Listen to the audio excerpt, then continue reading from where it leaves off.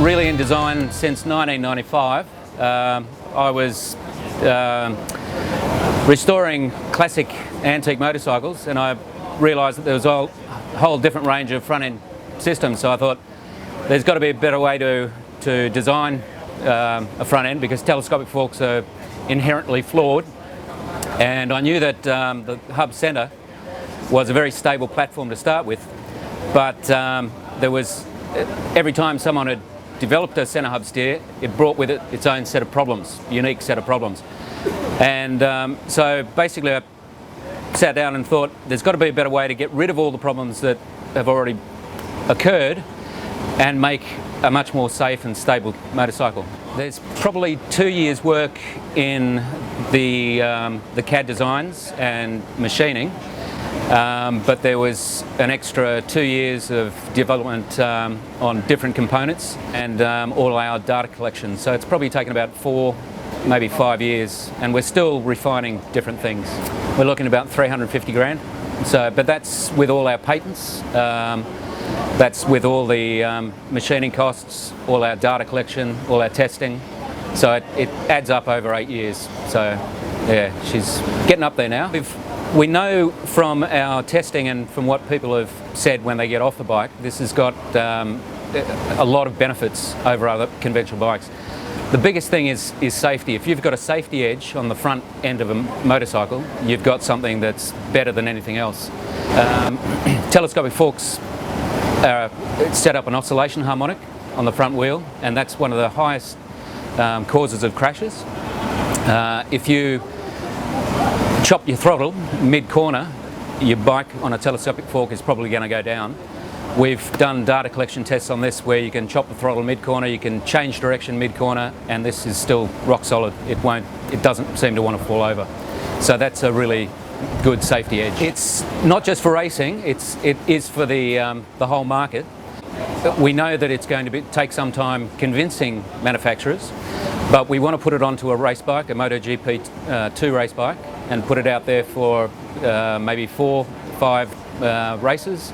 And if we get good results and people start talking about it more, then manufacturers will have to take note. It's early stages at this point. We've got a race team lined up, engine, there's some redesign that I've got to do on the 600 motor. But basically the whole concept is sitting there. All the actual design thoughts and concepts are ready to be put straight into production. The only thing we're looking for at the moment is the finance to actually back it into MotoGP, which is not that much. We can build a MotoGP bike for 200 and have it in Spain and tested for that amount of money. And we could have that all within 6 to 9 months. Well, the TS3 is from Triangulated Steering and Suspension System. So it's the first initials, first letters of those, of that description. And Motoinno was a combination of Motorcycle Innovation, which is the company that we form. This is about 196 normally, 198 right? Normal, and from the original Ducati, with over-engineered and heavier components that we've used for anything else. We've got it down to 161 Ks. If we went full carbon fibre or alloy carbon fibre, we could get a 1200 Ducati Testostrata motor down to 110 kilos.